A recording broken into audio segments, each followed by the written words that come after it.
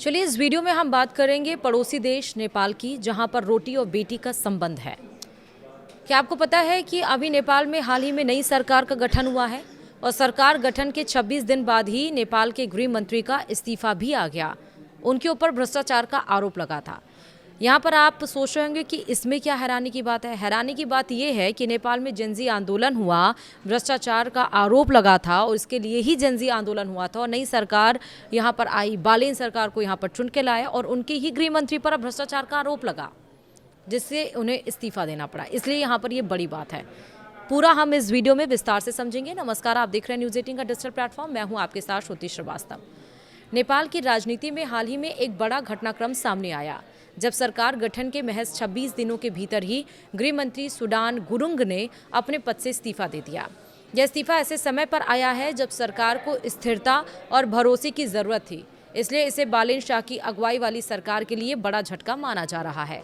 Sudan Gurung ने अपने इस्तीफे की घोषणा सोशल मीडिया के जरिए की। उन्होंने स्पष्ट किया कि हितों के टकराव यानी कि कॉन्फ्लिक्ट ऑफ इंटरेस्ट की स्थिति को देखते हुए उन्होंने पद छोड़ने का निर्णय लिया। साथ ही उन्होंने ये भी कहा कि जब तक जांच पूरी नहीं हो जाती तब तक वे कोई नया राजनीतिक दायित्व स्वीकार नहीं करेंगे।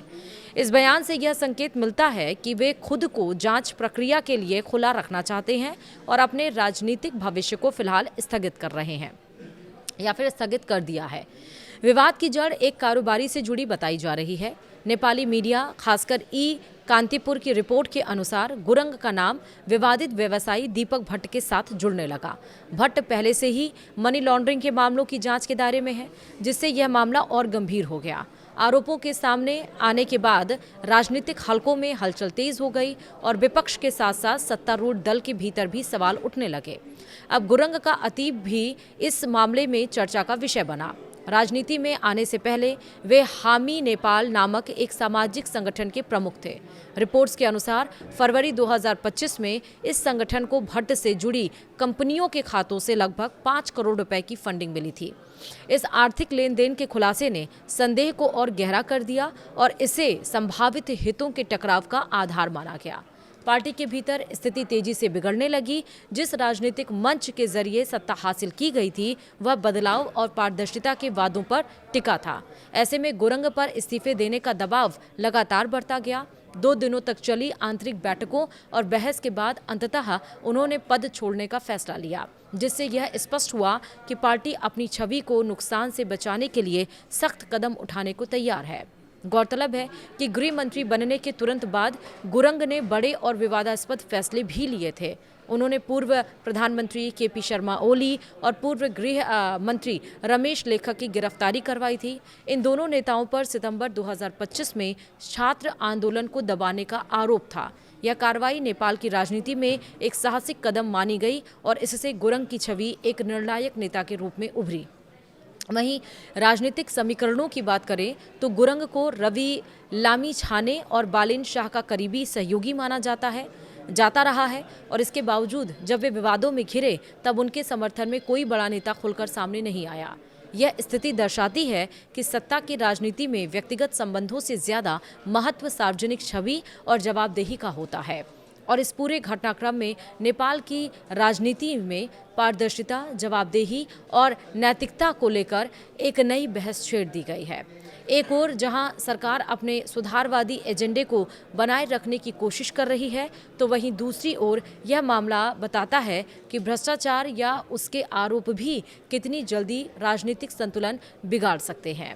आने वाले समय में जांच के निष्कर्ष यह तय करेंगे कि सुडान गुरंग का राजनीतिक भविष्य किस दिशा में जाएगा। तो वहीं आपको ये भी बता दें कि नेपाल की राजनीति एक बार फिर से सुर्खियों में है और इस बार वजह बनी है बालेन शाह की अगुवाई वाली सरकार का ताज़ा और कड़ा फैसला, क्योंकि गृह मंत्री सुडान गुरंग के इस्तीफे से उठे विवाद के बाद सरकार ने अपनी छवि को मजबूत करने के लिए बड़ा कदम उठाया है। सरकार ने घोषणा की कि मनी लॉन्ड्रिंग और राजनीतिक फंडिंग से जुड़े सभी मामलों की स्वतंत्र और तेज जांच करवाई जाएगी और इसके तहत एक high level special investigation team बनाई जा रही है, जो सीधे तौर पर संदिग्ध आर्थिक लेन देन, एनजीओ फंडिंग और नेताओं के निजी संबंधों की जाँच करेगी। इस फैसले का सीधा असर उन मामलों पर पड़ेगा जिनमें दीपक भट्ट जैसे विवादित कारोबारी शामिल हैं। सबसे अहम बात यह है कि सरकार ने साफ कर दिया है कि जांच के दायरे में कोई भी व्यक्ति हो, चाहे वह सत्ता पक्ष का ही क्यों ना हो, उसे बख्शा नहीं जाएगा। यह संदेश देने की कोशिश है कि सरकार जीरो टॉलरेंस नीति पर काम कर रही है। इसके अलावा सरकार ने राजनीतिक दलों और उनसे जुड़े संगठनों की फंडिंग को लेकर भी नए नियम लागू करने की प्रक्रिया शुरू कर दी है। अब किसी भी सामाजिक संगठन या एनजीओ को मिलने वाले बड़े फंड की पूरी जानकारी सार्वजनिक करनी होगी। इस कदम को पारदर्शिता बढ़ाने और भविष्य में ऐसे विवादों को रोकने के तौर पर देखा जा रहा है।